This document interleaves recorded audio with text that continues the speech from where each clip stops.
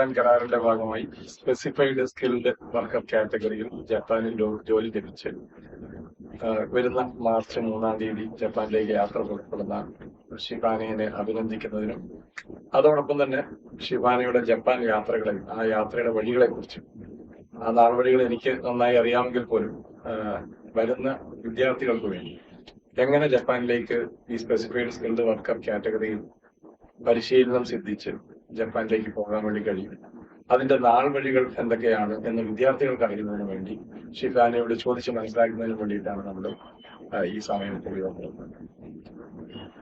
ഷിഫാന, നിങ്ങളുടെ ആ Japan specified skilled worker കാറ്റഗറിയിലുള്ള പഠനത്തെ കുറിച്ചും അതിന്റെ യാത്രാ വഴികളെ കുറിച്ചും ഒന്ന് കുട്ടികൾക്ക് വേണ്ടി പറഞ്ഞു. ഇതിന്റെ ഫസ്റ്റ് സ്റ്റെപ്പ് എന്ന് പറയുന്നത് നമുക്ക് ലാംഗ്വേജ് പഠിക്കുന്നതാണ്. നമുക്ക് അതില് JFT അല്ലെങ്കിൽ JLPT N4 ആണ് ഇതിൽ വേണ്ടത്. അപ്പം ഞാൻ പാസ്സായിട്ടുള്ളത് JFT ആണ്. JFT അതിന് വേണ്ടിയിട്ട് ഞാൻ പ്രിപ്പയർ ചെയ്ത ടെക്സ്റ്റ് എന്ന് പറയുന്നത് മരിഗോട്ടിലാണ്. ഒരു 3 ബുക്കാണ്. അപ്പം JFT ആക്കിയാൻ വേണ്ടിയിട്ട് ഞാൻ ഈ മരിഗോട്ട് കംപ്ലീറ്റ് ചെയ്യാനായിട്ട് എനിക്ക് 6 മാസം സമയം ടെസ്റ്റ് പഠിക്കാൻ വേണ്ടിയാണ്. പിന്നെ നമുക്ക് എക്സാം ഡേറ്റ് കിട്ടുന്ന പോലെ ആ ഒരു ടൈമും കൂടെ 7 മാസം അതാണ് എനിക്ക് എടുത്തത്. പിന്നെ അടുത്ത സ്റ്റെപ്പ് എന്ന് വെച്ചാൽ ഇത് ടോട്ടലി 3 എക്സാം ആണ്. അപ്പൊ അതിലൊരു ബേസിക് ആയിട്ടുള്ള ലാംഗ്വേജ് എക്സാം ആണ് JFT എന്നുള്ളത്. രണ്ടാമത്തെന്ന് പറയുന്നത് സ്കിൽസ് ആണ്. സ്കിൽ ജാപ്പനീസ്, അത് സ്കിൽ എന്ന് പറയുന്നത് 2 എക്സാംസ് ആണ്. അതില് ജാപ്പനീസും ഉണ്ട്, അതിന്റെ വേർഷൻ തന്നെ ഇംഗ്ലീഷും ഉണ്ട്. ഒരേ പരീക്ഷ തന്നെ ജാപ്പനീസ് വേർഷനിൽ എഴുതണം, അതുപോലെ തന്നെ ഇംഗ്ലീഷിൽ എഴുതണം. അതാണ് 2 എക്സാമാണ് സ്കില്ലുള്ളത്. അപ്പം ആ ഒരു എക്സാം കൂടെ പഠിക്കാൻ വേണ്ടിയിട്ട് ഒരു 3 to 4 മാസം മതിയാവും. JFT പഠിക്കാൻ ഒരു 7 മാസവും സ്കിൽസ് പഠിക്കാനായിട്ട് ഒരു 2-3 മാസം വരെ. ടോട്ടലി ഒരു 1 year അടുത്ത് ഉള്ളില് നമുക്ക് പഠിക്കാനും പരീക്ഷ എഴുതാനും എല്ലാം കൂടെ വേണ്ടി വരും.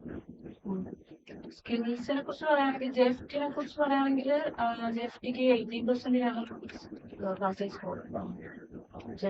JFT-ക്ക് പാസിംഗ് സ്കോർ 80-യും സ്കിൽസിന് 2 എക്സാം ആണ്. ഇപ്പം ജാപ്പനീസ് എക്സാമിനാണെങ്കിലും 80% ആണ്, മറ്റേ ഇംഗ്ലീഷിന് 60% ആണ്.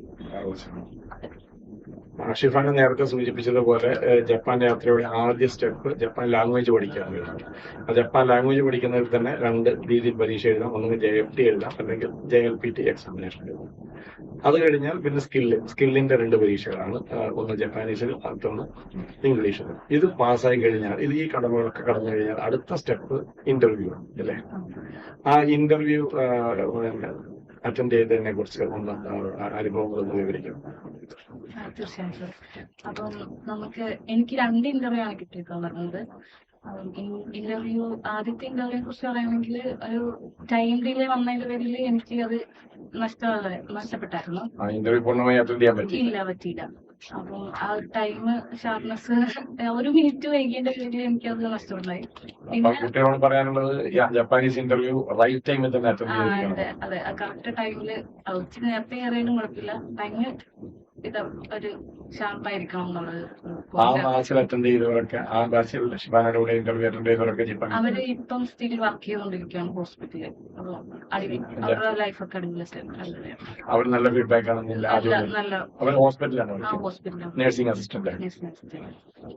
അവരുടെയൊക്കെ ഒരു ഫീഡ്ബാക്ക് എടുക്കുകയാണെങ്കിൽ വളരെ നല്ലൊരു അഭിപ്രായമാണ്.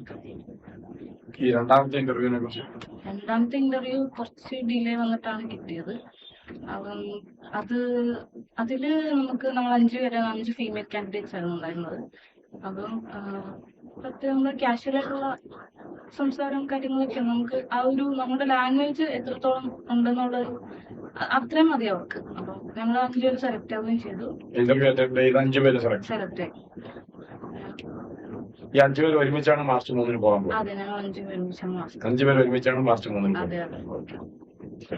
അപ്പൊ ഷിഫാന, ഇതിന്റെ മോസ്റ്റ് ഇമ്പോർട്ടന്റ് ഫാക്ടർ ഇതിന്റെ എത്ര സാമ്പത്തിക ചെലവ് വേണ്ടിവരും ഈ യാത്രയ്ക്ക്? ഷിഫാനയുടെ അനുഭവത്തിൽ എന്തായിരുന്നു? എനിക്ക് ടോട്ടലി 2.5 ലക്ഷം രൂപ ചെലവായി. ലാംഗ്വേജ് പഠിക്കാൻ വേണ്ടിയിട്ട് ഞാൻ 2 ഇതായിട്ടാണ് കൊടുത്തത്. ലാംഗ്വേജ് പഠിക്കാൻ വേണ്ടിയിട്ട് മന്ത്സ് കൊടുത്തു. പിന്നെ വിസ വന്നു കഴിഞ്ഞിട്ട് ബാക്കി പേയ്മെന്റ് ചെയ്തു. COE വന്നതിന് ശേഷം COE വന്നു. COE വന്നതിന് ശേഷമാണ് മേജർ പാർട്ട് അതെ കൊടുത്തത്. നമുക്കൊരു ഉറപ്പ് കിട്ടും. പിന്നെ പഠിക്കേണ്ട ആവശ്യം. അതെ. ലാംഗ്വേജ് പഠിക്കുന്നതിന് വേണ്ടി ആദ്യത്തെ പേയ്മെന്റ് പോയി, രണ്ടാമത് COE വന്നതിന് ശേഷം ബാലൻസ് പേയ്മെന്റ്, ടോട്ടൽ 2,00,000 ജപ്പാൻ യാത്ര. ഷിഫാന, ഈ പഠന കാലയളവിൽ ഷിഫാനയുടെ പുറകോട്ടെടുപ്പിച്ച എന്തെങ്കിലും വസ്തുതകളുണ്ടോ?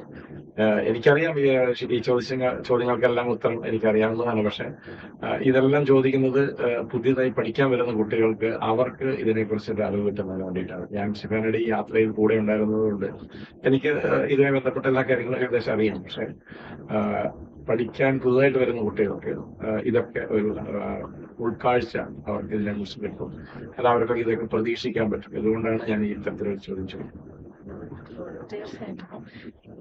പിന്നെ അതെന്ന് വെച്ചാൽ ഇതേപോലെ ഈ ടൈമില് എന്താണെങ്കിലും നമ്മൾ ലാംഗ്വേജ് പഠിക്കുന്നത് എന്തായാലും ഉണ്ടാവും.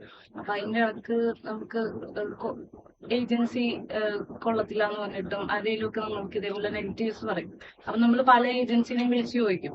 അപ്പം ആ ഏജൻസി നമ്മുടെ ഏജൻസിനെ ഫുള്ള് നെഗറ്റീവ് പറഞ്ഞിട്ട് പോകാൻ പറ്റില്ല, അവര് കൊണ്ടുപോകില്ല, അവര് അങ്ങനെ പല ഫ്രോഡാണ് അങ്ങനെയാന്ന് പറഞ്ഞിട്ടുള്ള കുറച്ച് അനുഭവങ്ങൾ എനിക്ക് ഉണ്ടായിട്ടുണ്ട്. എന്നിട്ടും ഞാൻ അതിൽ തന്നെ കുറച്ച് നിന്നിട്ട് പിന്നെ ഇതൊരു വെല്ലുവിളിയായിട്ട് സ്വീകരിച്ചിട്ട് അവരുടെ ഒരു മറുപടി ആയിട്ടുള്ള രീതിയിലാണ് ഞാൻ ഇപ്പോഴും പിടിച്ചു ചെയ്യുന്നത്. ഒരു എക്സാം ഫെയിലായി അങ്ങനെ നമുക്ക് രണ്ടാമത് എഴുതിയെടുക്കാന്നുള്ളൊരു ആത്മവിശ്വാസമുണ്ട്. അങ്ങനെ എഴുതിയെടുത്തു. പിന്നെ അത് കഴിഞ്ഞിട്ട് ഇതേപോലെ ഏജിന്റെ പ്രശ്നം ജപ്പാനിൽ അങ്ങനെ ഒരുപാട് ഏജ് അങ്ങനെ 30+ അങ്ങനെ കൊണ്ടുപോകാൻ പറ്റൂല, അതൊക്കെ കുറച്ച് ലിമിറ്റേഷൻ ഉണ്ട്. അങ്ങനത്തെ കുറച്ച് നെഗറ്റീവ്സ് നമുക്ക് ഇതേപോലെ പറഞ്ഞായിരുന്നു. പല ഫ്രണ്ട്സും വിളിച്ചിട്ട് പറഞ്ഞായിരുന്നു, ഏജൻസി ഇതേപോലെ പറഞ്ഞായിരുന്നു. പിന്നെ ഇന്റർവ്യൂ ക്രാക്ക് ചെയ്യാൻ പറ്റൂല, അതൊക്കെ ഭയങ്കര ടഫുള്ള കാര്യങ്ങളാണ് പറഞ്ഞിട്ട് ഒരുപാട് നെഗറ്റീവ്സ്. അതെ അതെ. അതിനൊക്കെ തരണം ചെയ്ത് ഞാൻ 3-ാം തീയതി പോകുന്നു. അതെ. അപ്പൊ അവിടെ ചെന്നിട്ടും നല്ല രീതിയിൽ പെർഫോം ചെയ്യാൻ കഴിയട്ടെ. അതെ. പുതിയൊരു കാൻഡിഡേറ്റ്സ് വരുമെന്നുണ്ടെങ്കിൽ അവർക്ക് എനിക്ക് പറഞ്ഞു കൊടുക്കാനുള്ളത് ഒരുപാട് നെഗറ്റീവ്സ് നമുക്ക് ഇതേപോലെ പലരിൽ നിന്നും വരും. അപ്പൊ അതൊന്നും നമ്മൾ മൈൻഡ് ചെയ്യാതിരിക്കുക, നമ്മുടെ ആഗ്രഹത്തിന്റെ വില ഉറച്ചിരിക്കുക. എക്സാമിൽ പാസ്സാവുക, സാമ്പത്തിക സുരക്ഷിതത്വം. Thank you. അപ്പൊ ഷിഫാന ആദ്യം ലാംഗ്വേജ് ക്രാക്ക് ചെയ്തു, രണ്ടാമത് സ്കില്ല് ക്രാക്ക് ചെയ്തു, അതിനുശേഷം ഇന്റർവ്യൂ ക്രാക്ക് ചെയ്തു. ഈ ഇന്റർവ്യൂ കൂടെ കഴിഞ്ഞാൽ അടുത്ത സ്റ്റെപ്പ് എന്ന് പറയുന്നത് ഇന്റർവ്യൂ ക്രാക്ക് ചെയ്ത് കഴിഞ്ഞാൽ നമ്മുടെ പേപ്പർ വർക്ക് തുടങ്ങുന്നത്. പേപ്പർ വർക്ക് നമുക്ക് അത് കംപ്ലീറ്റ് ചെയ്യാൻ നമുക്ക് ഒരു COE എന്ന് പറഞ്ഞൊരു സംഭവം കിട്ടും. Certificate of eligibility. അതെ, സർട്ടിഫിക്കറ്റ്. അത് കിട്ടാൻ ഒരു 45 days മിനിമം നമുക്ക് എടുക്കും. അപ്പം അത് കിട്ടിക്കഴിഞ്ഞാലാണ് നമുക്ക് വിസയ്ക്ക് അപ്ലൈ ചെയ്യാൻ പറ്റും. വിസയ്ക്ക് അപ്ലൈ ചെയ്ത് കഴിഞ്ഞാൽ വിസ കിട്ടാൻ, ജപ്പാൻ വിസ കിട്ടാൻ വേണ്ടി എനിക്കൊരു 1 week എബോവ് എടുത്തു. ഒരാഴ്ചക്കുള്ളിൽ കിട്ടും. അപ്പൊ ഇനി വിസ കിട്ടി, പിന്നെ ഫ്ലൈറ്റ് ടിക്കറ്റ്. അതെ, ഇനിയുള്ളതെന്ന് വെച്ചാൽ ഫ്ലൈറ്റ് ടിക്കറ്റും എംപ്ലോയർ ഇതിന്റെ കൂടെ തന്നു. അതെ, എനിക്ക് എംപ്ലോയറിന്റെ സൈഡിൽ നിന്ന് ഫ്ലൈറ്റ് ടിക്കറ്റ്. അതെ, മാർച്ച് 3 യാത്ര തിരിക്കുകയാണ്. അവിടെ എല്ലാവിധ ആശംസകളും നേരും. അവർ നന്നായി ജോലി ചെയ്യാൻ കഴിയട്ടെ. സാമ്പത്തിക സുരക്ഷിതത്വം നിങ്ങളുടെ വീട്ടിലുണ്ടാവട്ടെ. എല്ലാവിധ ആശംസകളും.